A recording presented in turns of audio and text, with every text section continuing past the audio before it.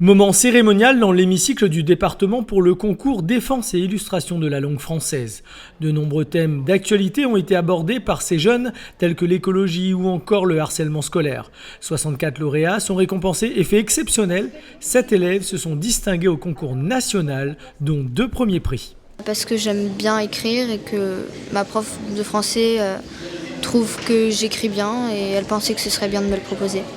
Ah oui, ils sont très fiers, surtout ma mère, parce que c'est elle qui m'a initiée à l'écriture et à la lecture. C'était l'histoire d'une fille qui est harcelée au collège, qui a beaucoup de problèmes de famille. À cause de tout ça, elle va être amenée à se suicider, mais en fait, quand elle va sauter, elle va se réveiller et découvrir qu'elle était dans un coma. Elle va retrouver toute sa famille et en fait, tout ce qu'elle a vécu, c'était qu'un mauvais rêve. C'est vivre des aventures, c'est pareil, c'est vivre des aventures à travers un livre, c'est imaginer surtout, et voilà. Au fond de la salle, les parents sont tous prêts à ne pas manquer ces récompenses qui font du bien à notre jeunesse. Ici, peu importe les récompenses. L'écrit n'existe plus, et c'est une façon aussi également d'être détourné de soi-même.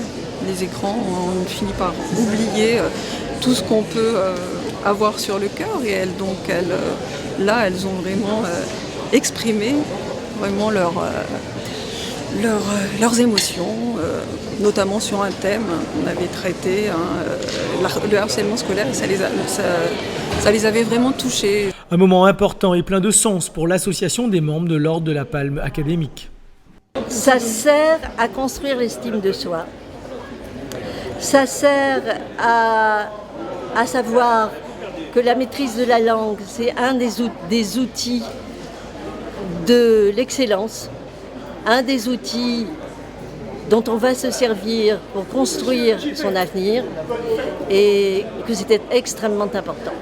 Entre l'opération Première Page, les expositions dans les sites culturels tels que l'Année Le Conte de Lille ou encore les lieux d'expression de la langue française comme la bibliothèque départementale, la première bibliothèque de Lille, la collectivité accompagne au quotidien notre langue. Et c'est cet amour finalement pour la connaissance mais aussi pour l'imaginaire que les bibliothèques véhiculent encore. Et elles sont, vous savez, ça reste l'établissement culturel français le plus fréquenté devant le cinéma.